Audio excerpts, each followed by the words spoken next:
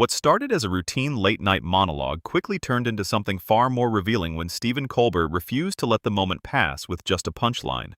Instead, he slowed everything down, clip by clip, word by word, placing the statements of Donald Trump beside the explanations from Karoline Leavitt, and suddenly, what once sounded like isolated comments began to form a pattern that was impossible to ignore. At first, the audience laughed, the way they always do, but then something shifted.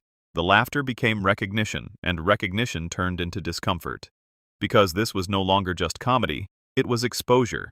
Each replay peeled back another layer. Each "he was joking" defense echoed louder than the last, until it no longer felt like clarification, but like a script being repeated under pressure. Colbert didn't raise his voice, didn't need outrage. He let the contrast speak, and that silence between clips hit harder than any joke. In that moment, the spotlight didn't just fall on one statement or one briefing, but on a cycle. Headline, backlash, explanation, repeat. And cycles are dangerous when people start to see them clearly. What made it even more striking was the human element. Leavitt, standing at the podium, delivering polished responses, not as the origin of the chaos, but as the one tasked with making sense of it, again and again. The audience wasn't just watching politics, they were watching the strain of keeping a narrative intact. By the time the segment ended, it had already escaped the studio, spreading across social media not just as entertainment, but as a framework people could instantly understand and share.